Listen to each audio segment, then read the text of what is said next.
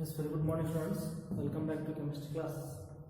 So in the last session we have started the one of your chapter from the chemistry, that is fifth chapter. The chapter name is states of matter. Clear? So in that we have discussed as an introductory part. So there are three states of matter: solid, liquid and gases, and the definitions and the characteristics we have seen. Clear? And so in that year, means in the first year you are just going to discuss about the water and the study of gases as well as liquids. Solid is not for your syllabus, solid is for your second year syllabus. Okay? So introduction part ಒಳಗೆ ಏನು ಮಾಡಿದ್ವಿ ನಾವು States of matter start ಮಾಡಿದ್ವಿ last session ಒಳಗೆ. ಅದರ introduction ನೋಡಿದ್ವಿ. Introduction ಅಂದ್ರೆ ದ್ರವ್ಯದ ಸ್ಥಿತಿಗಳ ಬಗ್ಗೆ ನೋಡಿದ್ವಿ. ಒಂದು ಘನ, ದ್ರವ ಮತ್ತು ಅನಿಲ ಅಂತ ಹೇಳಿ ಬರ್ತದೆ. ಅದ್ರದ್ದು ವ್ಯಾಖ್ಯೆ ನೋಡಿದ್ವಿ, ಡೆಫಿನೇಷನ್ ನೋಡಿದ್ವಿ. ಆಮೇಲೆ ಅದರಿಂದ ಗುಣಲಕ್ಷಣಗಳನ್ನು ನೋಡಿದ್ವಿ ನಾವು. ಕ್ಲಿಯರ್? ಸೊ ಇಷ್ಟೆಲ್ಲ ಪಾಯಿಂಟ್ಸ್ ಡಿಸ್ಕಸ್ ಆಗಿದಾವೆ. ಅದ್ರ ಜೊತೆಗೆ ಮತ್ತೇನಾಗೈತಪ್ಪ ಅಂತಂದ್ರೆ so any substance can be change into what it is the three states of matter. Clear? So for that we have just taken as an example as water. Usually water is available in the liquid state. Clear?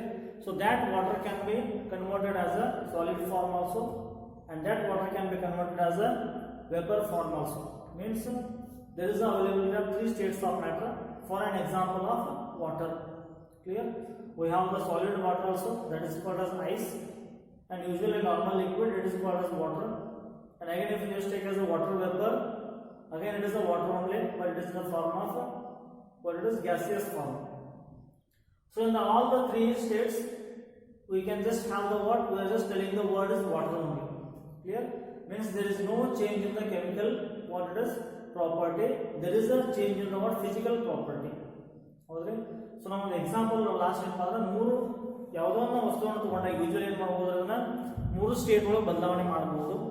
ಅದಕ್ಕೊಂದು example ಏನು ಮಾಡಿದ್ವಿಪ್ಪ ಅಂದ್ರೆ water ತಗೊಂಡಿದ್ವಿ, ನೀರು ಒಂದು example ತಗೊಂಡಿದ್ರು. ನೀರು ಏನಪ್ಪ ಅಂದ್ರೆ usually ನಮ್ಗೆ ಏನು ಇರ್ತದೆ ಲಿಕ್ವಿಡ್ ದ್ರವ ಸ್ಥಿತಿ ಒಳಗೆ ಇರ್ತೈತಿ. ಆ ನೀರನ್ನು ಏನು ಮಾಡ್ಬೋದ್ರಿ ನಾವು ಘನ ಸ್ಥಿತಿಗಳು ಮಾಡ್ಬೋದು. ಹೌದಾ? ಅದೇ ನೀರನ್ನ ಮತ್ತೆ ಏನು ಮಾಡ್ಬೋದ್ರಿ ಆವಿಯಾಗಿ ಮಾಡ್ಬೋದು, ಅಂದ್ರೆ ಅನಿಲ ರೂಪದಲ್ಲೂ ಮಾಡ್ಬೋದು. ಹೌದಾ? ಸೊ ಅಲ್ಲಿ ಏನು ಮ್ಯಾಟರ್ ಆಗ್ತೈತೆ ನಮಗಲ್ಲಿ temperature is very much important. ಹೌದ್ರಿ? ಉಷ್ಣಾಂಶ ಏನಪ್ಪ ಅದರಲ್ಲಿ ಮ್ಯಾಟರ್ ಆಗ್ತೈತಿ. ಸೊ ನೀವು ಟೆಂಪರೇಚರ್ ಕಡಿಮೆ ಮಾಡ್ಕೊಂಡು ಹೋದಿರಪ್ಪ ಅಂದ್ರೆ ಏನಾಗ್ತೈತಿ ಅಲ್ಲಿ the water gets converted into solid form. It is called as ice. Clear? And again if you just go on increasing the temperature, what happens? Water will convert as a water vapor, nothing but it will be converted into gaseous form. ಹೌದ್ರಿ? ನೀರಿದ್ದದ ನೀರಾವಿ ಆಯ್ತಪ್ಪ ಅಂದ್ರೆ ಏನಂತ ಕರಿತೀರ ಅದನ್ನ ಅನಿಲ ಸ್ಥಿತಿ ಒಳಗೆ ಹೋಗ್ತೈತಿ. ಅದ ನೀರನ್ನ ಏನಪ್ಪ ಅಂದ್ರೆ ನೀವು ಘನೀಕರಣ ಮಾಡಕತ್ತಿರ ಅಂದ್ರೆ ಟೆಂಪರೇಚರ್ ಕಡಿಮೆ ಮಾಡ್ಕೊಂತ ಹೋದ್ರೆ ಉಷ್ಣಾಂಶ ಕಡಿಮೆ ಮಾಡ್ಕೊಂಡು ಬಂದಾಗ ಏನಾಗೈತೆ ಅದು ಘನ ಸ್ಥಿತಿ ಒಳಗೆ ಬರ್ತೈತಿ. ಹೌದ್ರಿ? ಅದನ್ನು ಮಂಜುಗಡ್ಡೆ ಕರಿತೀವಿ ನೀವು. ಕ್ಲಿಯರ್? ಸೊ ಐಸ್ ಆಗಿ ಫಾರ್ಮೇಷನ್ ಆಗ್ತೈತಿ.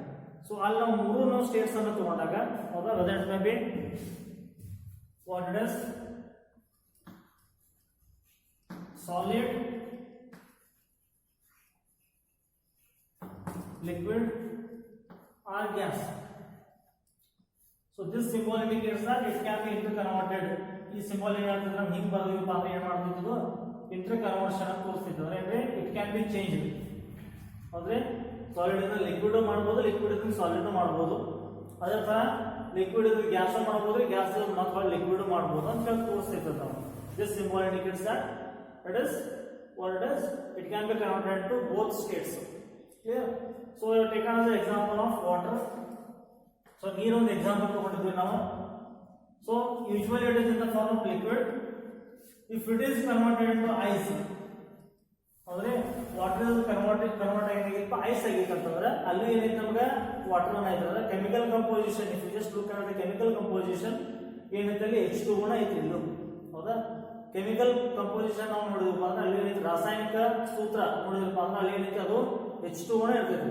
ಬಟ್ ಏನಾಗೈತೆ ಅಲ್ಲಿ ಫಿಸಿಕಲ್ ಸ್ಟೇಟ್ ಹೌದ್ರೆ ಅಂದ್ರೆ ಭೌತಿಕ ಗುಣಮಟ್ಟ ಚೇಂಜ್ ಆಗೈತೆ ಅಲ್ಲಿ. ರಾಸಾಯನಿಕ ಗುಣಲಕ್ಷಣಗಳು ಏನೂ ಚೇಂಜಸ್ ಮಾಡಿಲ್ಲ ನಾವು. ಹೌದ್ರೆ? And again if you just take as a water vapour gas nothing but it will convert as vapour ಅಂತ ಕರಿತೀವಿ. ವಾಟರ್ ವೇಪರ್ ಫಾರ್ಮೇಷನ್ ಆಯ್ತು ಅಂದ್ರೆ ಅಲ್ಲಿ ಏನಾಗೈತೆ ನಮ್ಮಲ್ಲಿ just water is converted into vapor form, but there is a presence of means there is a chemical composition is as it is only water only. Clear? So ಇಷ್ಟೆಲ್ಲ ನಾವು study ಮಾಡಿದ್ವಿ. ಹೌದಾ? So next ಏನಪ್ಪ point ಏನು ಹೇಳ್ತೇನೆ ಈಗ and their definitions as well as properties we have seen already. the important thing, as I have told you in the last class, there are three factors which decides the what states of matter ಅಂತ ಹೇಳಿದ್ದಾರೆ. ನಮಗೆ ಮೂರು factors ಅದಾವ್ರಿ. ಆ ಮೂರು factor ಏನ್ ಮಾಡ್ತಾವಪ್ಪ ಅಂತಂದ್ರೆ they will decide what the physical states of matter ಅಂತ ಹೇಳ್ತಾರೆ. ಸೊ ನಾವು ಮೂರು ಫ್ಯಾಕ್ಟರ್ ಬರ್ತಾವೆ. ಯಾವಪ್ಪ? First one is called intermolecular force. Clear? First one is intermolecular force, and next one is intermolecular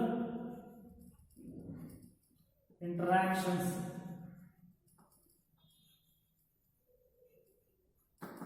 Intermolecular interactions, and third one is what? Thermal energy.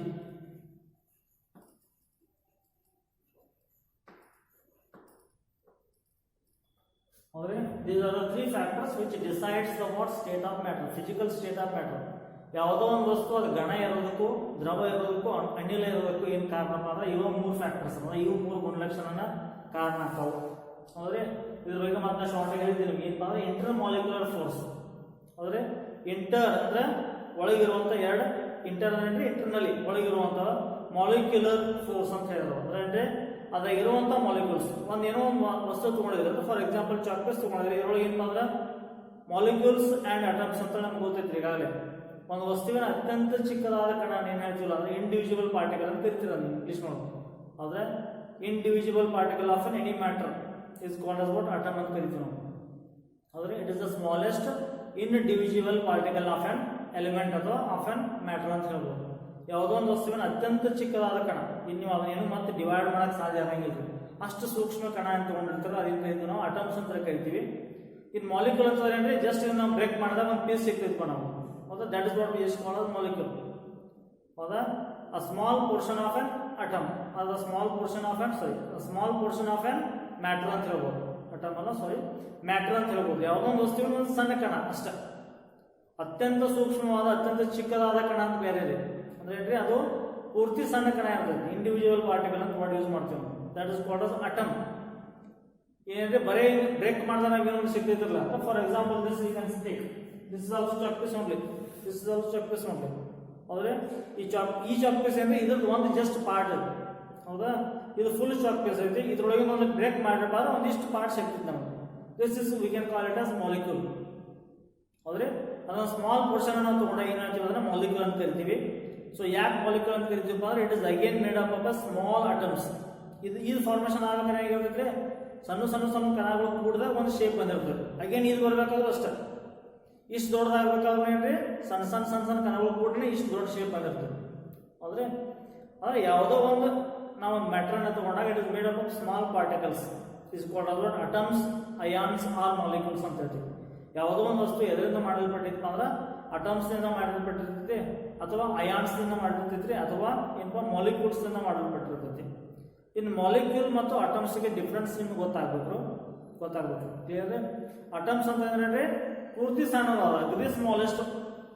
ಹೌದ್ರಿ, it is the smallest individual particle of on ಏನ್ ಹೇಳ್ತೀವಿ element ಅಂತ ಹೇಳ್ತೀವಿ, ಅಥವಾ ಏನಪ್ಪ matter ಅಂತ ಹೇಳ್ಬೋದು. ಒಂದು ಅತ್ಯಂತ ಸೂಕ್ಷ್ಮವಾದ ಕಣವನ್ನು ಏನ್ ಹೇಳ್ತೀವಿ ನಾವು ಅಟಮ್ಸ್ ಅಂತ ಕರಿತೀವಿ. ಇನ್ನು ಅದ್ರೊಳಗೆ ನಾವು ಸ್ಮಾಲ್ ಪೋರ್ಷನ್ ಜಸ್ಟ್ ನಾವು ಮುರ್ಕೊಂಡಾಗ ಏನ್ ಬರ್ತೈತ್ರ, ಒಂದು ಚಾಕ್ಲೇಟ್ ಐತಿ ಬ್ರೇಕ್ ಮಾಡಿದ್ನೆ ಒಂದಿಷ್ಟು ಇರ್ತೈತೆ ನಮ್ಗೆ. ಹೌದ್ರೆ, ಅದನ್ನ ನಾವೇನ್ ಕರಿತೀವಪ್ಪ ಅಂದ್ರೆ ಮಾಲಿಕ್ಯೂಲ್ ಅಂತ ಕರಿತೀವಿ. ಇಷ್ಟು ಎಲ್ಲದ್ರೊಳಗೂ ಅಟಮ್ಸ್ ಇರ್ತಾವ್ರಿ, ಇಷ್ಟದ್ರೊಳಗೂ ಅಟಮ್ಸ್ ಅವ. Clear? Means atom is a very basic thing. Atom ನೋಡೋದಪ್ಪ ಅಗ್ರಿ ಬೇಸಿಕ್ ಆಗಿರುವಂತ ಥಿಂಗ್ ಅದು. ಆ ಅಟಮ್ ಜೊತೆಗೆ ಮಾಲಿಕ್ಯೂಲ್ ಹಾಕವು. ಆ ಮಾಲಿಕ್ಯೂಲ್ಸ್ ಎಲ್ಲ ಮತ್ತೆ ಕೂಡ್ಕೊಂಡು ಏನ್ ಹಾಕಪ್ಪ ಅಂದ್ರೆ ಒಂದು ಶೇಪ್ ಬರ್ತೈತೆ, ಅದು ದೊಡ್ಡ ಶೇಪ್ ಬರ್ತೈತೆ. ಮಾಲಿಕ್ಯೂಲ್ಸ್ ಅಂದ್ರೆ ದೊಡ್ಡವ್ರಿ, ಅಟಮ್ಸ್ ಅಂದ್ರೆ ಸಣ್ಣ ಸಣ್ಣ. ಅರ್ಥ ಆಗತೈತೆ? ಸೊ ನೋಡ್ರಿ, ಅದೇನಂದ್ರೆ ಇಂಟರ್ ಮಾಲಿಕ್ಯುಲರ್ ಫೋರ್ಸ್ ಅಂತ ಹೇಳ್ತಾವ್ರ. ಫಸ್ಟ್ ಏನಪ್ಪ ಅಂದ್ರೆ ಆ ಮಾಲಿಕ್ಯೂಲ್ಸ್, ಎರಡು ಮಾಲಿಕ್ಯೂಲ್ಸ್ ನೋಡಿ ಯಾವ ತರ ಫೋರ್ಸ್ ಐತಿ, ಅಟ್ರಾಕ್ಷನ್ ಐತಿ ಡಿಪೆಂಡ್ಸ್ ಇರ್ತೈತಿ. ನೆಕ್ಸ್ಟ್ ಏನಪ್ಪ ಅಂದ್ರೆ ಇಂಟರ್ ಮಾಲಿಕ್ಯುಲರ್ ಇಂಟರಾಕ್ಷನ್ಸ್, ಅವು ಯಾವ ತರ ಇಂಟರಾಕ್ಷನ್ ಆಗಿದಾವ ಅಂದ್ರೆ ವಿಚ್ ಬಾಂಡ್ ಇಸ್ ಪ್ರೆಸೆಂಟ್, ಅವು ಎರಡು ತರ ಏನಪ್ಪ ಅಂದ್ರೆ ಯಾವ ತರ ಬಾಂಡ್ ಐತಿ ಅಂತ ಕೇಳ್ತಾರ ಅವರು. ಅದು ನೆಕ್ಸ್ಟ್ ಏನಪ್ಪ ಅಂದ್ರೆ ಥರ್ಮಲ್ ಎನರ್ಜಿ. ಈ ಮೂರು ಫ್ಯಾಕ್ಟರ್ಸ್ ಏನಾಗ್ತಾವ್ರೆ ನಮ್ಗೆ ಇಂಪಾರ್ಟೆಂಟ್ ಆಗ್ತಾವ. ಯಾವುದೋ ಒಂದು ಫಿಸಿಕಲ್ ಸ್ಟೇಟ್ ನಾವು ಮಾತಾಡ್ಬೇಕಾದ್ರೆ, ಯಾವುದೋ ಒಂದು ವಸ್ತು ಇದು ಘನದೊಳಗಡೆ ಯಾಕೈತಿ, ದ್ರವದೊಳಗಡೆ ಯಾಕೈತಿ, ಅಥವಾ ಅನಿಲದೊಳಗಡೆ ಯಾಕೈತಿ ಅನ್ನೋದಕ್ಕೆ ಏನ್ ಇಂಪಾರ್ಟೆಂಟ್ ರೀ, these are the 3 factors which decides. ಇವು 3 ಫ್ಯಾಕ್ಟರ್ ಡಿಸೈಡ್ ಮಾಡ್ತಾರೆ. Clear? So now we can just look at it one by one. Clear? So we can just discuss this one by one. So just start with the first one, that is intermolecular force. So at one point we can now, that is what the first one is.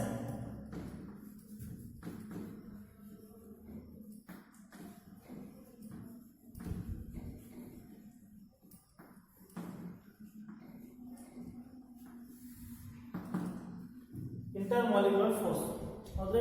So ಇವಾಗ ನಾವು ಯಾಕೆ study ಮಾಡಬೇಕಪ್ಪ ಅಂತಂದ್ರೆ, so ನಾವು ಯಾವುದಾದ್ರು ಒಂದು ಏನಪ್ಪ study ಮಾಡಕತ್ತಿದ್ರೆ, ಯಾವುದಾದ್ರು ಒಂದು ವಸ್ತು ಬಗ್ಗೆ ಸ್ಟಡಿ ಮಾಡಬೇಕಾದ್ರೆ ಕೆಲವೊಂದು ಸರಿ ಏನಾಕೈತೆ ನಮಗೆ, there is a physical state is also very much important. ಆ ವಸ್ತು ಯಾವ ಸ್ಥಿತಿ ಒಳಗೆ ಐತೆ ಅನ್ನೋದು ಅಷ್ಟೇ ಇಂಪಾರ್ಟೆಂಟ್ ಆಕೈತಿ. ಹೌದಾ? ಅದ್ರದ್ದು ಏನಪ್ಪ ಅಂದ್ರೆ ನಾವು ಪ್ರೊಸೆಸ್ ಮಾಡಕತ್ತಿದ್ದೀವಿ ಅಂದ್ರೆ ಅವಾಗ ಏನಾಕೈತಪ್ಪ ಅಂತಂದ್ರೆ ಅದ್ರದ್ದು ಏನ್ರಿ which state it is.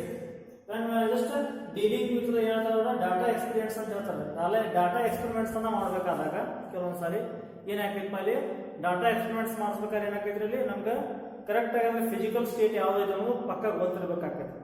So ಅದಕ್ಕಾಗಿ ನಾವೇನ್ ಮಾಡ್ಬೇಕಾಗೈತಿ, ಯಾವುದೋ ಒಂದು ವಸ್ತು ಕುರಿತು ನಾವೇನಾದ್ರೂ ಡಾಟಾ ಕಲೆಕ್ಷನ್ ಮಾಡ್ಬೇಕಾಗಿತ್ತು ಅಂದ್ರೆ, so it is present in which state ಅನ್ನೋದು ಅಷ್ಟೇ ಇಂಪಾರ್ಟೆಂಟ್ ಆಗ್ತೈತಿ. Clear? So when we are going to find out the data experiments, means data collections, at that time we have to need that, means we have to conclude that the physical state of that particular substance, then only it is very much easy. So that we need to study about the what state of matter. ಅದರ ಸಲುವಾಗಿ ನಾವೇನು ಮಾಡಬೇಕಾಗಿದ್ರಿ, ಈ state of matter ಅನ್ನು study ಮಾಡಬೇಕಾಗಿದ್ರಿ. Clear? So ಇನ್ನು first one ಬಂದಾಗ ಏನಪ್ಪ ಅಂದ್ರೆ intermolecular force ಅಂತ ಕರಿತೀವಿ. ಸೊ ನಾವು ಯಾವುದಕ್ಕೆ ಇಂಟರ್ಮಾಲಿಕ್ಯುಲರ್ ಫೋರ್ಸ್ ಅಂತ ಕರಿತೀವಿ, ಕಾನ್ಸ್ಟಿಟ್ಯೂಯೆಂಟ್ ಪಾರ್ಟಿಕಲ್ಸ್ ಅಂತ ಒಂದು ವರ್ಡ್ ಬರ್ತೈತಿ ನಿಮಗೆ. ಹೌದಾ? ಕಾನ್ಸ್ಟಿಟ್ಯೂಯೆಂಟ್ ಪಾರ್ಟಿಕಲ್ಸ್ ಅಂತ ವರ್ಡ್ ಬರ್ತೈತಿ. ಕಾನ್ಸ್ಟಿಟ್ಯೂಯೆಂಟ್ ಪಾರ್ಟಿಕಲ್ಸ್ ಹೌದ್ರಿ.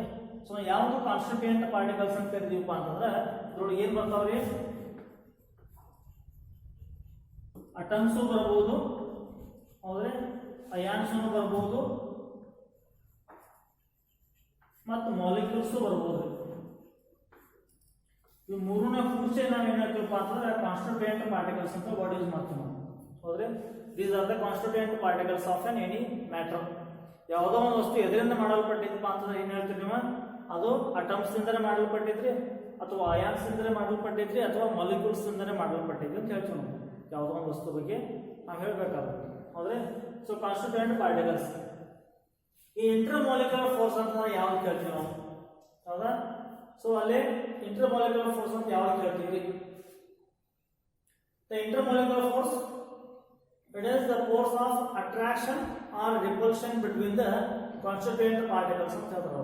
ನೋಡಿ ಡೆಫಿನೇಷನ್ ಹೇಗೆ ಹೇಳ್ತಾರಪ್ಪ ಇದ್ರದ್ದು, ಇಂಟರ್ಮಾಲಿಕ್ಯುಲರ್ ಫೋರ್ಸ್ ಅಂದ್ರೆ ಏನು ಡಿಫೈನ್ ಮಾಡ್ತೀವಿ. The definition of intermolecular force, the force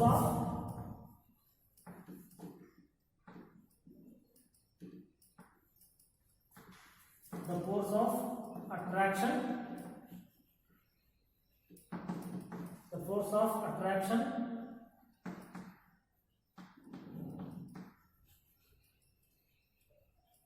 or repulsion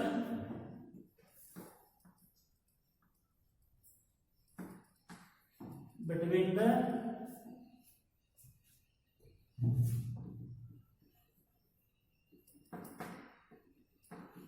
interacting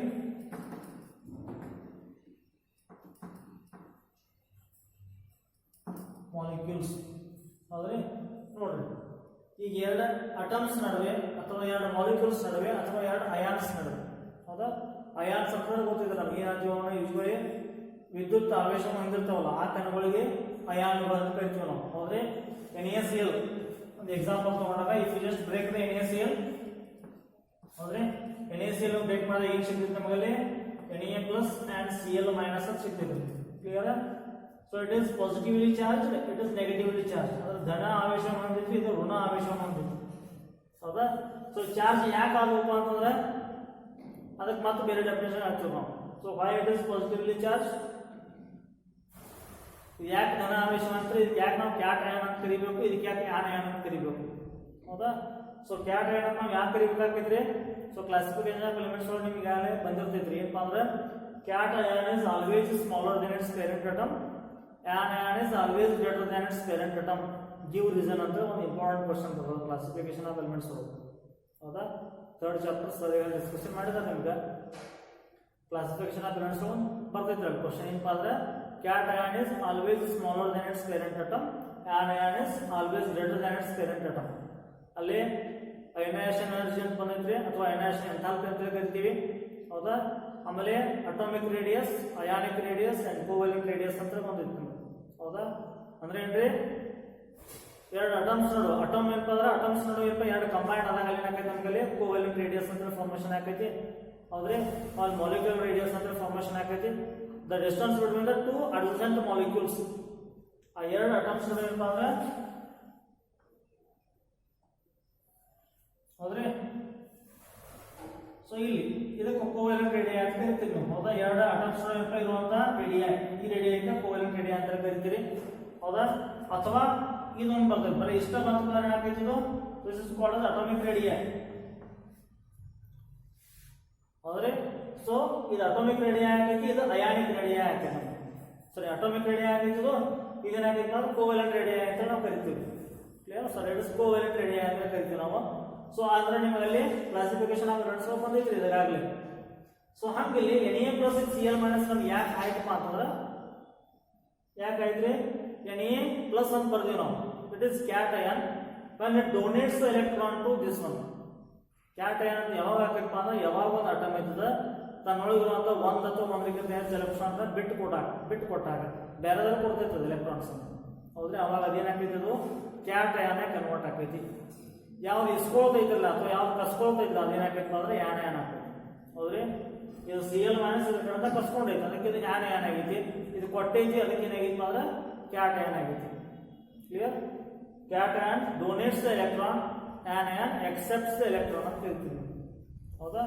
ಇನ್ನಲ್ಲಿ atomic ರೇಡಿಯಾ ಮತ್ತು ಅಯಾನಿಕ್ ರೇಡಿಯಾ ಅಂತ ಬಂದಾಗ ನಮ್ಗೆ ಗೊತ್ತಾಗ್ತದೆ ಅಟಾಮಿಕ್ ರೇಡಿಯಾ ಅಂದ್ರೆ ಏನು the distance from center of the nucleus to the last outermost valence electrons, there it is called as what atomic radii ಅಂತ ಹೇಳ್ತೀವಿ ನಾವು.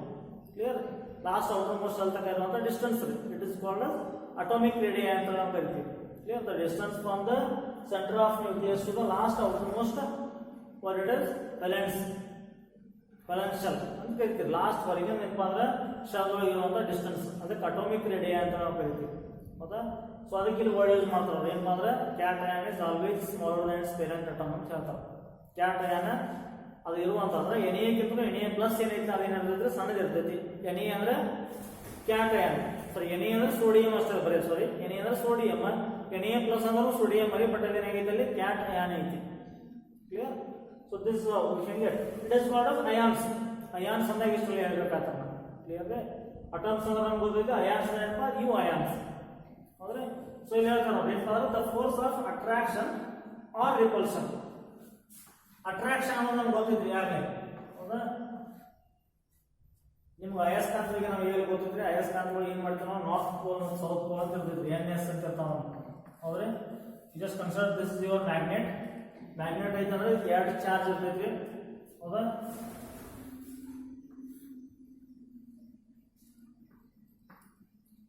ಸೊ ನೋಡಿ ಈ ಕಡೆ ಎರಡು ಕಡೆ ಏನಪ್ಪ ಅಂದ್ರೆ ನಾರ್ತ್ ಇದು ನಾರ್ತ್ ಪೋಲ್ ಐತಿ ಇದು ನಾರ್ತ್ ಪೋಲ್ ಐತಿ ಈ ಕಡೆ ಸೌತ್ ಪೋಲ್ ಐತಿ ಈ ಕಡೆ ಸೌತ್ ಪೋಲ್ ಐತಿ ಹೌದಾ. ನಿಮ್ಗೆ ಯಾರು ಗೊತ್ತಿದ್ರ ನಮಗೆ ಇದ್ರ ಬಗ್ಗೆ ಒಂದು ಸ್ವಲ್ಪ ಸ್ಟಡಿ ಮಾಡಿ ಸಣ್ಣ ಇರುತ್ತೆ ಮ್ಯಾಗ್ನೆಟ್ ಶಿಪ್ ಕೊಟ್ಟು ನಾವು ಆಟ ಆಡ್ತೀವಿ ನೋಡಿ ಕೈಯಾಗ ಮ್ಯಾಗ್ನೆಟ್ ಶಿಪ್ ಕೊಡ್ಲಿ ಏನ್ ಮಾಡ್ತೀವಿ ನಾವು ಅದ್ರೊಳಗೆ ಏನಪ್ಪ ಅಂದ್ರೆ ಅವು ಎರಡು ಕಾರ್ನರ್ ಹಿಂಗೆ ಕೂಡ್ಸಾಕ್ ಹೋಗ್ತೀವಿ ಕೆಲವೊಂದು ಸರಿ ಕೂಡಂಗಿಲ್ಲ ಹೌದಾ. ಒಂದು ಕಾರ್ನರ್ ಏನಪ್ಪ ಜಸ್ಟ್ ನೀವು ನೀರು ತಗೊಂಡ್ಬಂದ್ರೆ ಸಾಕು ಎರಡು ಹೊತ್ಕೊಂಡ್ಬಿಡ್ತಾವ ಹೌದ್ರಿ.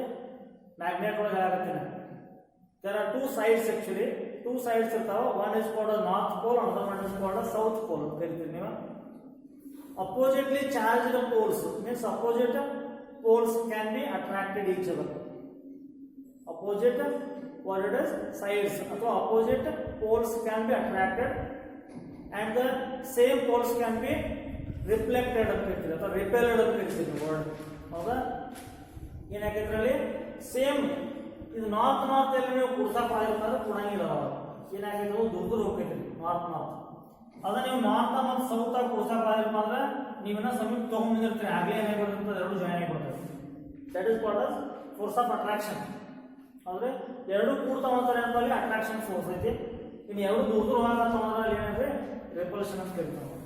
So for that I just give the example. ಅದರ ಸಲುವಾಗಿ ಎಕ್ಸಾಂಪಲ್ ತಗೊಂಡ್ರಿ.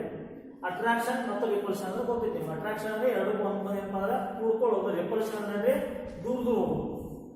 ಹೌದಾ? ಸೊ ಹೇಳ್ತಾರೆ the force of attraction or repulsion between the interacting molecules. Interacting molecules ಅಂದಾಗ ಇವೆಲ್ಲ ಬರ್ತಾವೆ. ಅಟಮ್ಸ್ ಆಗಿರ್ಬೋದು, ಅಯಾನ್ಸ್ ಆಗಿರ್ಬೋದು, ಮಾಲಿಕ್ಯೂಲ್ಸ್ ಆಗಿರ್ಬೋದು. ಎರಡು ಅಟಮ್ ನಡುವೆ ಎರಡು ಹುಡ್ಕೊಳ್ಳಬಹುದು ಅಥವಾ ಎರಡು ಅಟಮ್ಸ್ ಅಂದ್ರೆ ದೂರ ದೂರ ಹೋಗ್ಬೋದು. ಎರಡು molecules they can be attract each other, they can be repel each other. Two ions they can be attract each other or they can be repel each other. ಅಂದ್ರೆ ಎಲ್ಲಾನು ಬರ್ತೈತಿ. ಮೂರತ್ರೊಳಗಿಂದ ಯಾವ್ದು ಏನಪ್ಪ ಅಂದ್ರೆ ಕೂಡ್ತಿರ್ತಂದ್ರೂ ಏನ್ ಹೇಳ್ತೀವಿ ಅಂತ ಇಂಟರ್ ಮಾಲಿಕ್ಯುಲರ್ ಫೋರ್ಸ್ ಅಂತ ಕರಿತೀವಿ. ಅವು ದೂರ ದೂರ ಹೋಗ್ತಿದ್ವಪ್ಪ ಅಂದ್ರೆ ಏನ್ ಹೇಳ್ತೀವಿ? ಇಂಟರ್ ಮಾಲಿಕ್ಯುಲರ್ ಫೋರ್ಸ್ ಅಂತ ನಾವು ಹೇಳ್ತೀವಿ. ಅರ್ಥ ಆಗತ್ತೈತ್ರಿ ಡೆಫಿನೇಷನ್? ಹೌದಾ? If two atoms are molecules, there may be a force of attraction or there may be a force of repulsion. ಹೌದ್ರಿ? ಅದಕ್ಕೆ ನಾವು ಏನು ಹೇಳ್ತೀವಪ್ಪ ಅಂದ್ರೆ ಇಂಟರ್ ಮಾಲಿಕ್ಯುಲರ್ ಫೋರ್ಸ್ ಅಂತ ನಾವು ವರ್ಡ್ ಯೂಸ್ ಮಾಡ್ತೀವಿ. ಹೌದ್ರಿ?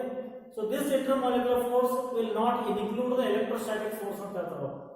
ಹೌದ್ರಿ? ಇದ್ರೊಳಗೆ ಯಾವ್ದು ಇಲ್ಲಪ್ಪ ಅಂತಂದ್ರೆ it does not contains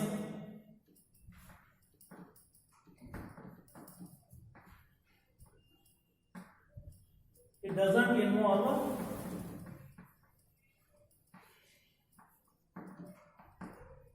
electrostatic force ಅಥವಾ ಏನಾಗ್ತದೆ ಅದಕ್ಕೆ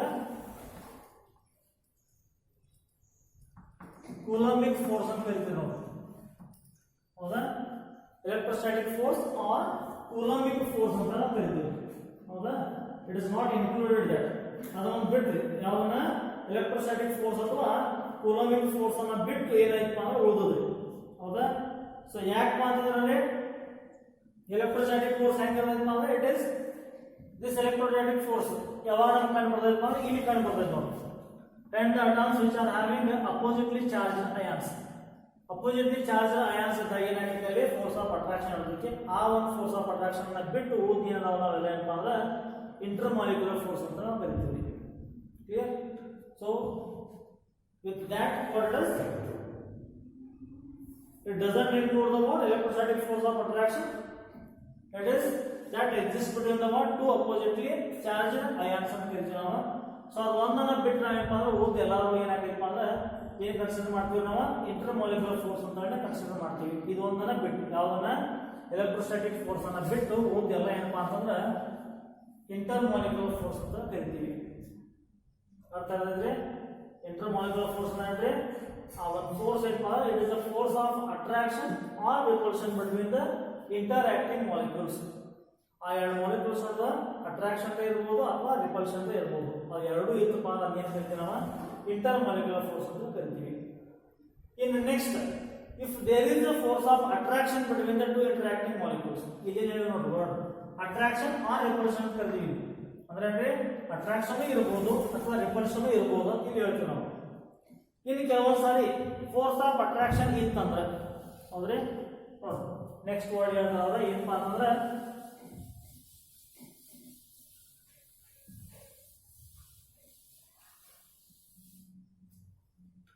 if there is a force of attraction between the interacting molecules. ಅಂದ್ರೆ ನಾನು ಬರೀತೀನಿ ಜಸ್ಟ್ ಮೊದಲ ಇನ್ನೊಂದು ಡೆಫಿನೇಷನ್ ಬರ್ತೈತಪ್ಪ ಇಲ್ಲಿ ಏನಪ್ಪಾ ಅಂದ್ರೆ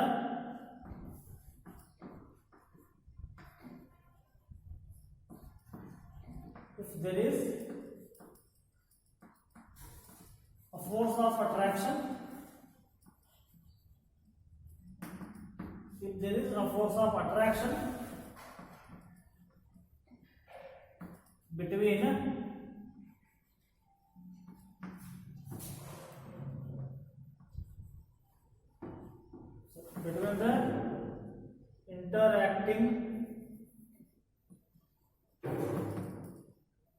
interacting molecules,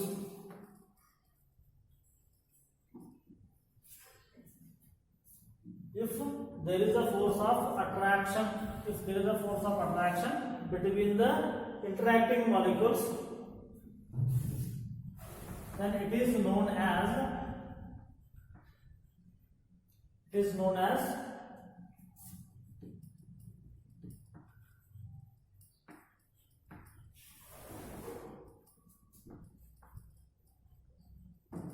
wonder Waals force ಅಂತ ಕರಿತೀವಿ ನಾವು, ಹೌದಾ?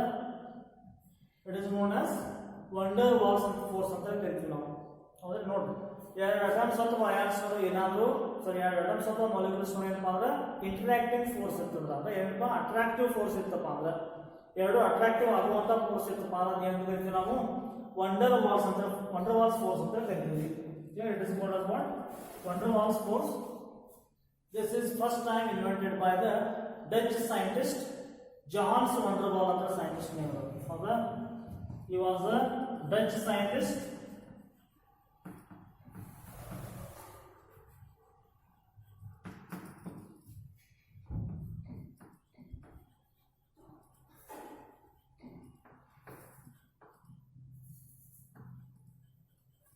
Johannes van der Waals.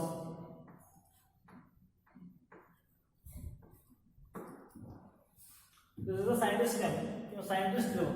ಹೌದಾ? This is the what? The scientist name. ಈ ಸೈಂಟಿಸ್ಟ್ ಹೆಸರನ್ನ ಕೊಟ್ಟಿದ್ದಾರೆ. ಯಾಕೆ ಇವರು ಗೌರವಾರ್ಥವಾಗಿ ಅಂದ್ರೆ ಅವರು ಒಂದು ಸ್ವಲ್ಪ ನೆನಪುಳ್ಳಂತ ಅದಕ್ಕೆ ಏನ್ ಮಾಡ್ಯಾರ, ಈ ಒಂದು ಫೋರ್ಸ್ ಏನಂತ ಹೆಸರು ಕೊಟ್ಟಾರೆ? ವಂಡರ್ ವಾಲ್ಸ್ ಫೋರ್ಸ್ ಅಂತ ಕೊಟ್ಟಾರ.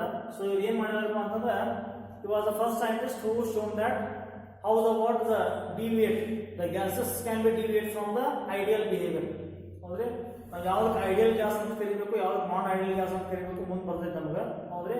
ಸೊ ಅಲ್ಲಿ ಅದು ಹೆಂಗೆ ನಮ್ಗೆ ರಿಯಲ್ ಗ್ಯಾಸ್ ಮತ್ತು ಐಡಿಯಲ್ ಗ್ಯಾಸ್ ಏನ್ ಡಿಫ್ರೆನ್ಸ್ ಆಗೈತಿ, ಸೊ ಹೆಂಗೆ ಅವು ಡಿವಿಯೇಟ್ ಆಗ್ತಾವೆ, ಸೊ ಅದು ಮತ್ತು ಇದು ಏನ್ ಡಿಫ್ರೆನ್ಸ್ ಐತೆ ಅನ್ನೋದಕ್ಕೆ ತೋರಿಸ್ಕೊಟ್ಟಾರು ಫಸ್ಟ್ ಟೈಮ್. ಯಾರಪ್ಪ?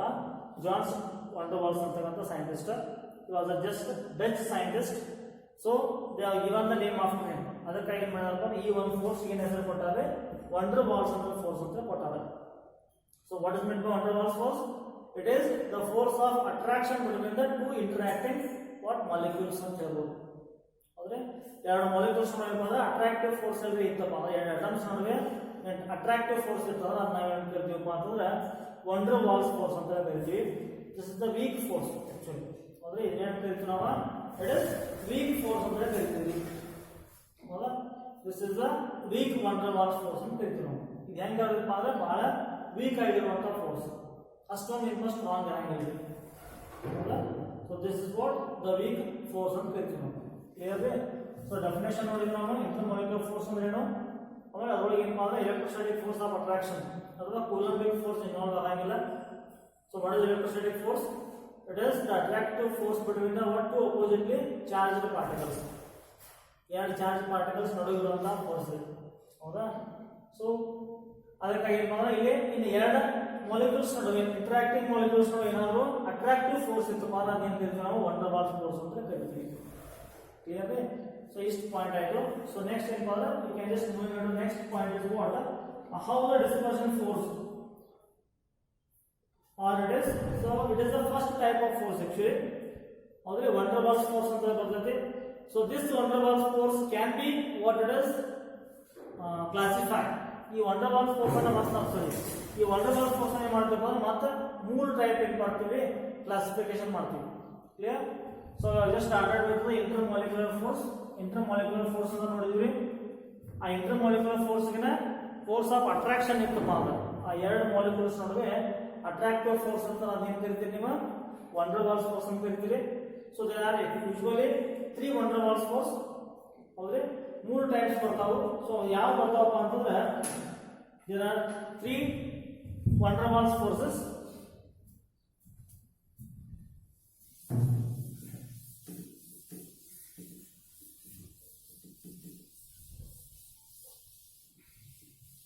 There are 3 van der Waals force. The first one is called what?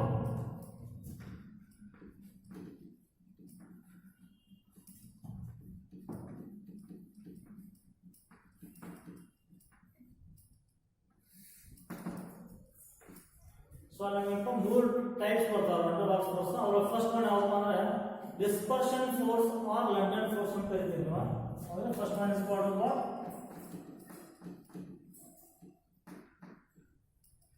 Dispersion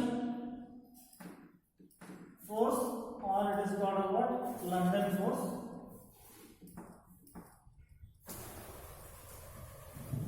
Clear? Dispersion force or London force.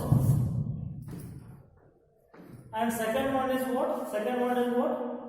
Dipole force ಅಂತ ಬರ್ತೈತಿ. Second one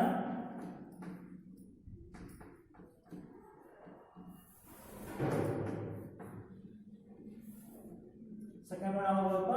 ಡೈಪೋಲ್ ಫೋರ್ಸ್ ಅಂತ ಬರ್ತೈತಿ. ಇನ್ನು ಥರ್ಡ್ ಒನ್ ಯಾವಾಗ ಬರ್ತೈತಪ್ಪ ಅಂತಂದ್ರೆ ಡೈಪೋಲ್ ಇಂಡ್ಯೂಸ್ಡ್ ಡೈಪೋಲ್ ಅಂತ ಬರ್ತೈತಿ. ಡೈಪೋಲ್ ಇಂಡ್ಯೂಸ್ಡ್ ಡೈಪೋಲ್ ಫೋರ್ಸ್ ಅಂತ ಬರ್ತೈತಿ. ಹೌದಾ? there are three mainly what van der Waals forces. ಮೂರು ಟೈಪ್ಸ್ ಬರ್ತಾವ van der Waals ಒಳಗ. van der Waals force ಏನು? It is the force of attraction between the what interacting molecules. ಎರಡು molecules ನಡುವೆ attractive force ಇರ್ತದೆ, ಅದನ್ನ ಕರಿತೀವಿ ನಾವು van der Waals ಫೋರ್ಸ್ ಅಂತ ಕರಿತೀವಿ. ಆ van der Waals ಫೋರ್ಸ್ ಅನ್ನ ಮತ್ತೇನ್ ಮಾಡ್ತೀವಿ ನಾವು? ತ್ರೀ ಟೈಪ್ಸ್ ಮಾಡ್ತೀವಿ. ಅದರೊಳಗೆ ಒಂದನೇದು ಯಾವ್ದು? ಡಿಸ್ಪರ್ಷನ್ ಫೋರ್ಸ್ ಅಂತ ಐತಿ ಅಥವಾ ಲಂಡನ್ ಫೋರ್ಸ್ ಅಂತ ಐತಿ. ಎರಡನೇದು ಯಾವ್ದು ಕರಿತೀವಿ ಅಂದ್ರೆ ಡೈಪೋಲ್ ಫೋರ್ಸ್ ಅಂತ ಕರಿತೀವಿ. ಇನ್ನು ಥರ್ಡ್ ಒನ್ ಯಾವ್ದು ಅಂದ್ರೆ ಡೈಪೋಲ್ ಇಂಡ್ಯೂಸ್ಡ್ ಡೈಪೋಲ್ ಫೋರ್ಸ್ ಅಂತ ಕರಿತೀವಿ. ಹೌದಾ? Dipole and induced dipole force ಅಂತ ಕರಿತೀವಿ ನಾವು. Clear? So there are usually three types and just moving on to the first one. Clear? So moving on to our first type of van der Waals force. ಒಂದೇ type ನೋಡೋಣ ನಾವು. ಏನಂತಂದ್ರೆ dispersion force or London force ಅಂತ ಕರೀತಾರೆ. ಹೌದ್ರಿ? Dispersion force or the London force ಅಂತ ಬರ್ತೈತಿ.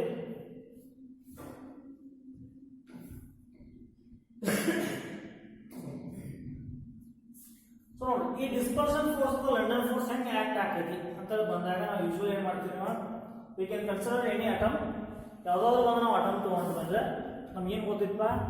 Atoms ಅಂತ ಡ್ರಾ ಮಾಡಬೇಕು. ಅಟಮ್ ಅಂದ್ರೆ ಹೆಂಗೆ ಡ್ರಾ ಮಾಡ್ಬೋದು? ನಾವು ಯೂಶುವಲಿ ಏನ್ ಮಾಡ್ತೀವಿ? We just draw the atoms like this. It is centre nucleus ಅಂತ ಕರಿತೀವಿ. ಏನ್ ಮಾಡಿದವಪ್ಪ ಅಂದ್ರೆ it is surrounded by the what? Electrons, right? ಇದೊಂದು ಅಟಾಮಿಕ್ ಸ್ಟ್ರಕ್ಚರ್. ಅಟಾಮಿಕ್ ಸ್ಟ್ರಕ್ಚರ್ ನಾವು ಡ್ರಾ ಮಾಡ್ತೀವಿ. ಯಾವ್ದಾದ್ರು ಅಟಮ್ಸ್ ನಾವು ಸ್ಟ್ರಕ್ಚರ್ ಡ್ರಾ ಮಾಡ್ಬೇಕಾದ್ರೆ ಈ ತರ ಡ್ರಾ ಮಾಡ್ತೀವಿ. ಹೌದಾ?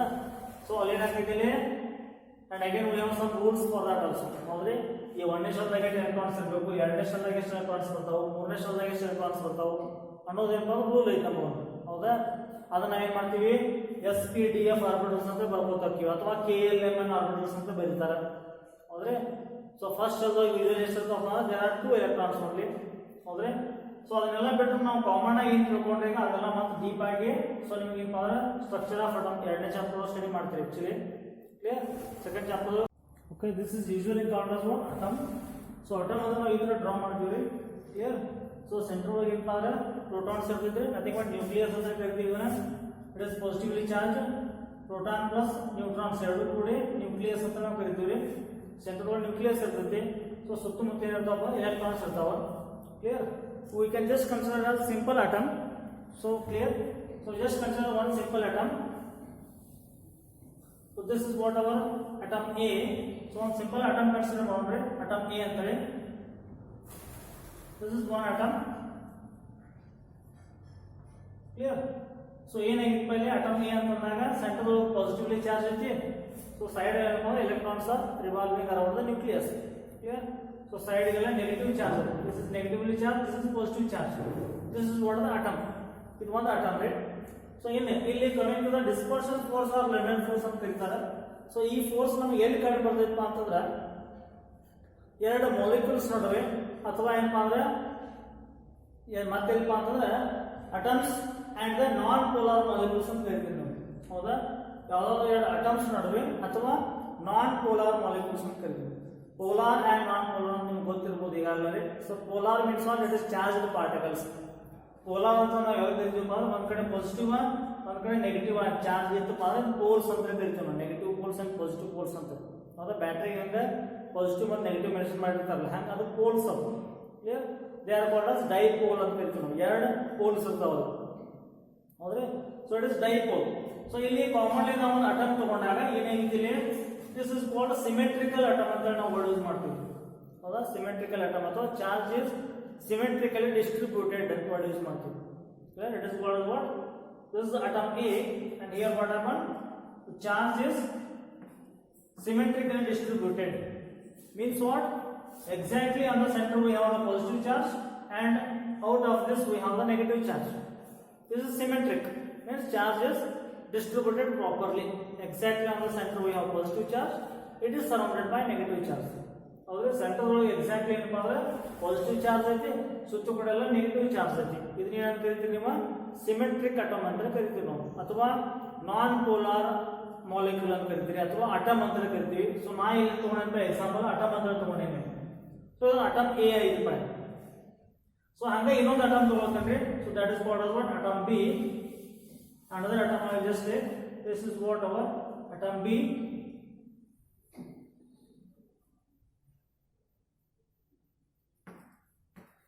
So this is atom B. Again it just looks like the same only as atom A only.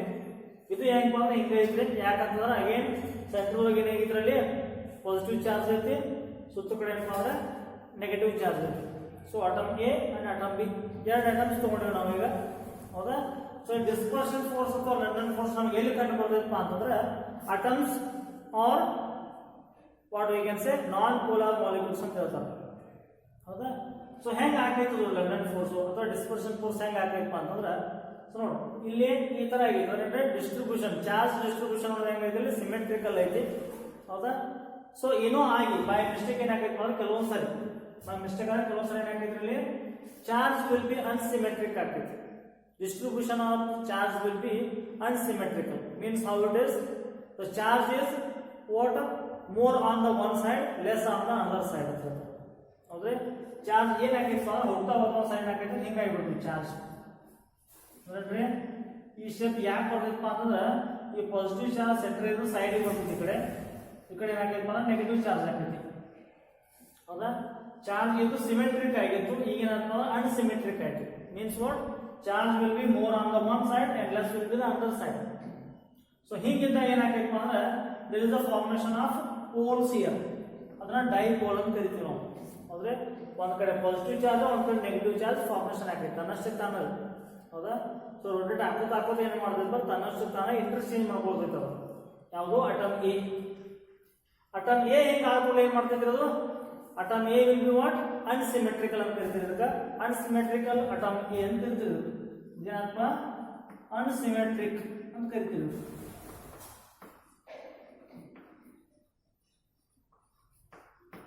Atom A will be unsymmetric. So by having this one, what happens? After some time, what will happen? It will be induced to this one. ಇದೇನಾಗೈತಪ್ಪ ಅಂದ್ರೆ ಸ್ವಲ್ಪ time ಆದ್ಕೊಳ್ಳಿ ಏನ್ ಮಾಡ್ತೈತಪ್ಪ ಅಂದ್ರೆ ಇದು ಏನಾಗೈತ್ರಿ ಇದ್ರ side ಇರೋದ್ರಿಂದ ಇಲ್ಲಿ charge partial distribute ಆಗೋದ್ರಿಂದ ಏನ್ ಮಾಡ್ತೈತಿ ಸ್ಲೋ ಆಗಿ ಇದು ಸಹಿತ ಏನ್ ಮಾಡ್ತೈತಿ ಅಟಮ್ ಬಿ ಏನ್ ಮಾಡ್ತೈತಪ್ಪ ಅಂದ್ರೆ ಈ ಶೇಪ್ ಹೋಗೋದು atom B. Atom B is also converted into this shape. So what happens now? Again the charge distribution is more on one side and less on the other side. So ಏನಾಗೈತಪ್ಪ ಇಲ್ಲೂ positive charge ಈ ಕಡೆ ಬರ್ತೈತ್ರಿ, negative charge ಈ ಕಡೆ ಬರ್ತೈತಿ. Clear? So positive charge ಈ ಕಡೆ ಐತ್ರಿ, ನೆಗೆಟಿವ್ ಚಾರ್ಜ್ ಈ ಕಡೆ ಬರ್ತೈತಿ. ಸೊ ಯಾವಾಗ ಎರಡು ಏನಪ್ಪ ಅಪೋಸಿಟ್ ಚಾರ್ಜ್ ಆಗ್ತಾವ ಅಂದ್ರೆ ಪೋಲ್ಸ್ ಎಲ್ಲ ಕ್ರಿಯೇಟ್ ಆಗ್ತೈತಲ್ಲ, ಡೈಪೋಲ್ ಎಲ್ಲ ಕ್ರಿಯೇಟ್ ಆಗ್ತೈತೆ, ಅವಾಗ ಏನಾಗ್ತೈತಿ ಇಲ್ಲಿ there is the force of attraction between them. ಇವೆರಡು ಹಿಂಗಿದ್ದಾಗ ಇನ್ನೂ ಫೋರ್ಸ್ ಅನ್ನಂಗಿಲ್ರಿ, ಯಾಕಂತಂದ್ರೆ ಚಾರ್ಜ್ ಡಿಸ್ಟ್ರಿಬ್ಯೂಷನ್ ಹೆಂಗಿದ್ರಲ್ಲಿ ಅಥವಾ ದೇ ಆರ್ ಎಲೆಕ್ಟ್ರಿಕಲಿ ನ್ಯೂಟ್ರಲ್ ಅಂತ ಹೇಳ್ಬೋದು ನಾವು. ಯಾಕಪ್ಪ ಅಂತಂದ್ರೆ ಸೆಂಟರ್ ಪಾಸಿಟಿವ್ ಚಾರ್ಜ್ ಐತಿ, ಸುತ್ತ ಕಡೆ ನೆಗೆಟಿವ್ ಚಾರ್ಜ್ ಐತಿ. ಇದ್ರ ಸೆಂಟರ್ ಪಾಸಿಟಿವ್ ಐತ್ರಿ, ಸುತ್ತ ಕಡೆ ನೆಗೆಟಿವ್ ಐತಿ. ಸೊ ಎರಡು ಏನಪ್ಪ ಅಂದ್ರೆ ಸಿಮೆಟ್ರಿಕ್ ಅದಾವ. ಸೊ ಯಾವಾಗ ಇವು ಅನ್ಸಿಮೆಟ್ರಿಕ್ ಆಗ್ತಾವಲ್ಲ ಅವಾಗ ಏನಾಗೈತಿ there is the force of attraction active between them. ಇಲ್ಲಿ ಏನಾಗೈತಪ್ಪ ಅಂದ್ರೆ ಫೋರ್ಸ್ ಆಫ್ ಅಟ್ರಾಕ್ಷನ್ ಬರ ಸ್ಟಾರ್ಟ್ ಆಗ್ತೈತಿ. ಯಾಕಪ್ಪ ಅಂತಂದ್ರೆ ಈ ಪಾಸಿಟಿವ್ ಮತ್ತು ನೆಗೆಟಿವ್ ಎರಡು ಬೇರೆ ಪೋಲ್ಸ್ ಅವ ನೋಡಿ. ಪಾಸಿಟಿವ್ ಪೋಲ್ ಐತಿ, ನೆಗೆಟಿವ್ ಪೋಲ್ ಐತಿ. ಸೊ ಏನಾಗೈತಿ ಅವಾಗ ಅನ್ಲೈಕ್ ಚಾರ್ಜಸ್ ವಿಲ್ ಏನಾಗೈತಿ attract each other, like charges will ಏನಾಗೈತ್ರಲ್ಲಿ ಲೈಕ್ ಚಾರ್ಜಸ್ ವಿಲ್ ಏನಾಕ ರಿಪೆಲ್ ಈಚ್ ಅದರ್ ಅಂತ ವರ್ಡ್ ಯೂಸ್ ಮಾಡ್ತಾರೆ ನೋಡಿ, ಫಿಸಿಕ್ಸ್ ಒಳಗೆ ಬರ್ತೈತೆ ಅದು. ಹಂಗೇನಾಗೈತಿ ಚಾರ್ಜ್ ಎರಡು ಏನಪ್ಪ ಅಂದ್ರೆ ಡಿಫರ್ ಆಗೋದು ಏನಾಗೈತಿ ಅವಾಗ ಅಟ್ರಾಕ್ಟಿವ್ ಫೋರ್ಸ್ ಫಾರ್ಮೇಶನ್ ಆಗ್ತೈತಿ. ಸೊ ಈ ಅಟ್ರಾಕ್ಟಿವ್ ಫೋರ್ಸ್ ಏನ್ ಕರಿತೀವಪ್ಪ ಅಂತಂದ್ರೆ dispersion force or London force ಅಂತ ಕರಿತೀವಿ ನೋಡಿ, ಹೌದಾ?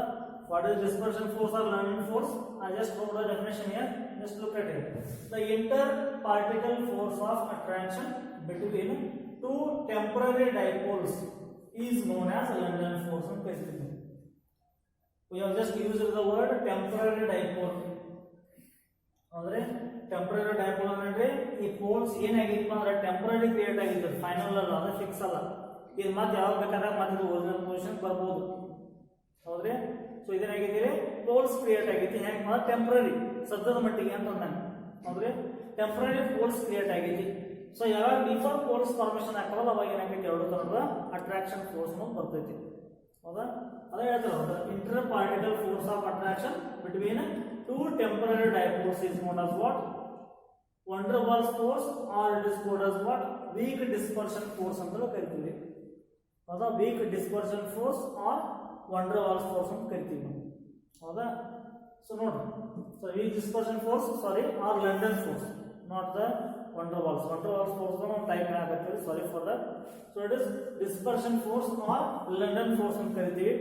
ಸೊ ಇದು ಫಸ್ಟ್ ಟೈಮ್ ಓಡಿಸ್ಕೊಟ್ಟವ್ರು ಯಾರಪ್ಪ ಅಂತಂದ್ರೆ the scientist name, the name of the scientist is what? Fritz London ಅಂತ ಹೇಳಿ. This is the what the name of the scientist, Fritz London, so that it is named as a what? London force ಅಂತ ಕರೀತಾರೆ. So first time ಇವರು invention ಮಾಡಿದ್ದಾರನ್ನ, so ಅದಕ್ಕಾಗಿ ಏನ್ ಮಾಡಿದ್ದಾರೆ ಅವರ ಹೆಸರು ಅದಕ್ಕೆ ಕೊಟ್ಟಾರೆ. ಯಾವುದಕ್ಕೆ? ಡಿಸ್ಪರ್ಷನ್ ಫೋರ್ಸ್ಗೆ. This is very weak force it is. ಅಂದ್ರೆ ಇದು ಬಹಳಷ್ಟು ವೀಕೆಸ್ಟ್ ಫೋರ್ಸ್ ಇದು ಲಂಡನ್ ಫೋರ್ಸ್ ಅನ್ನೋದು, ಅಥವಾ ಡಿಸ್ಪರ್ಷನ್ ಫೋರ್ಸ್ ಅನ್ನೋದೇನಪ್ಪ ಅಂದ್ರೆ ಬಹಳಷ್ಟು ವೀಕ್ ಆಗಿರುವಂತ ಫೋರ್ಸ್. ಯಾಕಂದ್ರೆ ಟೆಂಪರರಿ ಇದಾವಲ್ಲಿ ಅವರು ಡೈಪೋಲ್ಸ್ ಹೆಂಗ್ ಕ್ರಿಯೇಟ್ ಆಗ್ಯಾವ್ರಿ ಟೆಂಪರರಿ, ಯಾವಾಗ ಬೇಕಾದಾಗ ಮತ್ತೆ ಒರಿಜಿನಲ್ ಪೊಸಿಷನ್ ಹೋಗ್ಬೋದು ಅವ್ರಿಗೆ. ಅರ್ಥ ಆಗತ್ತೈತಿ? ಸೊ ಇನ್ನ ಇವೆರಡು ತರ ಎನರ್ಜಿ ಎಷ್ಟು ಇರ್ತೈತಪ್ಪ? ಇಂಟರಾಕ್ಟಿಂಗ್ ಎನರ್ಜಿ ಅಂತ ಕರಿತೀವಿ ನಾವು. ಹೌದ್ರಿ? ಇವೆರಡು ತರ ಎಷ್ಟು ಎನರ್ಜಿ ಆಗಿರ್ತೈತಪ್ಪ ಅಂದ್ರೆ ಇಂಟರಾಕ್ಷನ್ ಎನರ್ಜಿ ಎಷ್ಟು ಆಗ್ತೈತಪ್ಪ ಅಂತಂದ್ರೆ it is 1 divided by 6th power of the distance between the two atoms ಅಂತ ಹೇಳ್ತೀವಿ. ಹೌದಾ? ಇವೆರಡು ತರ ಇರುವಂತ ರೇಡಿಯಸ್, ಈ ಎರಡು ರೇಡಿಯಸ್ 1/r ಮಾಡಬೇಕು. ಸೊ ಹೌದ್ರಿ? 1 divided by r to the power of 6 times ಮಾಡಿದಾಗ ಏನ್ ಬರ್ತೈತೆ ಅದೇನಾಗ್ತೈತೆ ಅಂದ್ರೆ ಇಂಟರಾಕ್ಷನ್ ಎನರ್ಜಿ ಅಂತ ಇರ್ತೈತಿ. Interaction energy means the energy as what it is, how the energy is formed. So how the energy is between the two atoms ಅಂತ ಅಂದಾಗ ಅದನ್ನ interaction energy ಅಂತ ಕರಿತೀವಿ. ಹೌದಾ? So interaction energy is nothing but what? The force of attraction between the what? Two constant particles. ಅವು ಎರಡು particles attract ಆದಾಗ ಇಲ್ಲಿ ಎನರ್ಜಿ ರಿಲೀಸ್ ಆಗ್ತೈತಿ. ಆ ಎನರ್ಜಿಗೆ ಇಂಟರಾಕ್ಷನ್ ಎನರ್ಜಿ ಅಂತ ಕರಿತೀವಿ ನಾವು. ಸೊ ಆ ಎನರ್ಜಿ ಎಷ್ಟು ಇರಬೇಕಪ್ಪ ಅಂತಂದ್ರೆ 1 divided by r to the power of 6 time ಇರ್ತೈತಿ. 6 to the power 6th power of what? Distance between the what? Two nuclei. ಇವೆರಡು ನ್ಯೂಕ್ಲಿಯೈ ಆಗಿದ್ರೆ ಇವೆರಡು ಅಟಾಮ್ಸ್ ಗಿಂತ ಇರುವಂತ ಡಿಸ್ಟೆನ್ಸ್ ಗಿಂತ ಏನಪ್ಪ ಅಂದ್ರೆ r ಪವರ್ ಇರ್ತೈತಿ. ಕ್ಲಿಯರ್ ರೀ? ಇನ್ನು ನಾವು ಎರಡು ಡಿಸ್ಟೆನ್ಸ್ ಎಷ್ಟು ಇರಬೇಕಪ್ಪ ಅಂತಂದ್ರೆ ಮಿನಿಮಮ್ ಡಿಸ್ಟೆನ್ಸ್ ಎಷ್ಟು ಇರಬೇಕು? ಅಪ್ರಾಕ್ಸಿಮೇಟ್ 500 ಪಿಕೋಮೀಟರ್ ಇರಬೇಕು. ಅಂದ್ರೆ ಈ ಫೋರ್ಸ್ ಆಫ್ ಅಟ್ರಾಕ್ಷನ್ ಇರ್ತೈತಿ.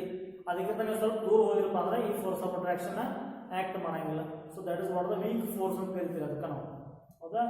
So the distances should be what it is less than or nearly equal to the what? 500 picometer. ಹೌದ್ರಿ? ಸೊ ನಿಯರ್ಲಿ 500 ಪಿಕೋಮೀಟರ್ ಏನಪ್ಪ ಅಂದ್ರೆ ಡಿಸ್ಟೆನ್ಸ್ ಬಿಟ್ವೀನ್ ಟೂ ಪಾರ್ಟಿಕಲ್ಸ್ ಇರ್ತೈತಿ. ಕ್ಲಿಯರ್ ರೀ? ಸೊ ಈ ಫೋರ್ಸ್ ನಾವು ಎಲ್ಲಿ ಕಂಡುಹಿಡಿದಪ್ಪ ಅಂತಂದ್ರೆ it is just observed under the what? Atoms or non-polar molecule ಅಂತ ಹೇಳ್ತಾರೆ.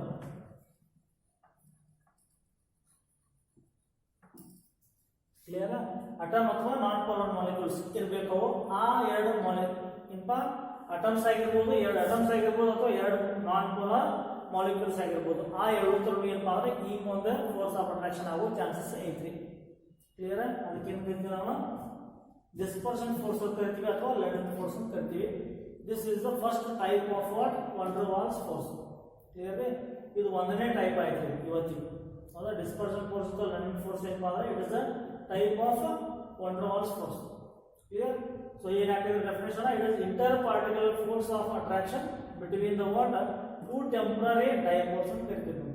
ಟೂ ಟೆಂಪರರಿ ಡೈಪೋಲ್ ಅಟಮ್ಸ್ ಆಗಿರ್ಬೋದು ಅಥವಾ two temporary non polar molecules ಆಗಿರ್ಬೋದು. ಅವೆರಡು ಏನಾಗ್ತಾವಲ್ಲಿ ಅಟ್ರಾಕ್ಷನ್ ಆಗ್ತಾವ. ಹೌದಾ? ಯಾಕೆ ಅಟ್ರಾಕ್ಷನ್ ಆಗ್ತಾವ ಅಂದ್ರೆ when the charge will be unsymmetric, their charge distribution should be what? Unsymmetric. ಅವಾಗ ಏನಾಗ್ತಾವ? ಎರಡು ಅಟ್ಯಾಚ್ ಆಗ್ತಾವು. ಆ ಒಂದು ಫೋರ್ಸ್ ಆಫ್ ಅಟ್ರಾಕ್ಷನ್ ನಾವು ಏನು ಹೇಳ್ತೀವಿ ಅಂದ್ರೆ ಡಿಸ್ಪರ್ಷನ್ ಫೋರ್ಸ್ ಅಥವಾ ಲಂಡನ್ ಫೋರ್ಸ್ ಅಂತ ಕರಿತೀವಿ. Are you clear? So this is the first type I just completed now. Clear? So we can just look at the next two types in the next sessions. Clear. I hope it is clear. So ನಿಮ್ಗೆ ಏನೋ ಅರ್ಥ ಆಗಲ್ಲ ಅಂದ್ರೆ ಮತ್ತೆ ನೀವು questions ಮಾಡ್ಬೋದು ರೀ. Clear. If it is not properly understood I can just what it is discuss it another one time. Clear. Easy ಇದೆ ರೀ ಕಾನ್ಸೆಪ್ಟ್. ಸ್ವಲ್ಪ ನಿಮ್ಗೆ ಅರ್ಥ ಆಗ್ಲಿಕ್ಕಿಲ್ಲ, ಸ್ವಲ್ಪ ಇಂಪ ಲಕ್ಷ್ಯ ಕೊಟ್ಟು ಒಂದು 2 ಸರ್ತಿ ನೋಡ್ರಿ ವಿಡಿಯೋನ, ಅವಾಗ ಏನಾಗೈತೆ ನಿಮ್ಗೆ ಸರಿಯಾಗಿ ಅರ್ಥ ಆಗೈತೆ. ಕ್ಲಿಯರ್. ಆಮೇಲೆ usually I am just using the Kannada only maximum because of the Kannada medium students. Many of the students from the Kannada medium only. ಭಾಳ ಸ್ಟೂಡೆಂಟ್ಸ್ ಕನ್ನಡ ಮೀಡಿಯಂದಿಂದ ಬಂದವ್ರಾಗಲಿ, ಅದಕ್ಕಾಗಿ ಏನು ಮಾಡ್ತೀನಿ ನಾನು ಕನ್ನಡದೊಳಗೆ ಜಾಸ್ತಿ ಎಕ್ಸ್ಪ್ಲೇಷನ್ ಮಾಡಕತ್ತಿದ್ದೀನಿ. Clear. So English students don't feel it bad. Clear. So you can understand by saying once only. ಹೌದ್ರಿ, ಒಂದು ಟೈಮ್ ಹೇಳ್ಕೊಂಡು ನೀವು ಅರ್ಥ ಆಗ್ತೈತಿ. ಬಟ್ ಕನ್ನಡ ಸ್ವಲ್ಪ ಜಾಸ್ತಿ ಎಕ್ಸ್ಪ್ಲೇಷನ್ ಮಾಡ್ಬೇಕಾಗ್ತೈತಿ. ಸೊ ಅದಕ್ಕೆ ಮಾಡ್ತಾ ಇದ್ದೀನಿ. So you have any queries? Clear. So ನಿಮ್ಗೆ ಯಾವ್ದಾದ್ರು ಡೌಟ್ಸ್ ಇತ್ತಪ್ಪ ಅಂದ್ರೆ, ಏನೋ ಒಂದು ಕ್ವೆರೀಸ್ ಇತ್ತಂದ್ರೆ you can just message text me also. Clear. With my number. Clear. We have already given you the numbers. ಅದರೊಳಗೆ ನಿಮ್ಮ ವಾಟ್ಸಪ್ ಗ್ರೂಪ್ನ ನಂಬರ್ಸ್ ಅವ್ರಿ, ಅದಕ್ಕೆ ಬೇಕಾದ್ರೆ ಡೈರೆಕ್ಟ್ ಮೆಸೇಜಸ್ ಮಾಡ್ಬೋದು. ಕ್ಲಿಯರ್. ಸೊ ಯಾವುದಾದ್ರು ಕಾನ್ಸೆಪ್ಟ್ ಅರ್ಥ ಆಗಿಲ್ಲ ಅಂದ್ರೆ ಮತ್ತೊಂದು ಸಾರಿ ಹೇಳ್ಬೇಕು ಹೇಳ್ರಿ, ಅದನ್ನು ಡಿಸ್ಕಷನ್ ಮಾಡೋದು ನಾವು. Okay, thank you.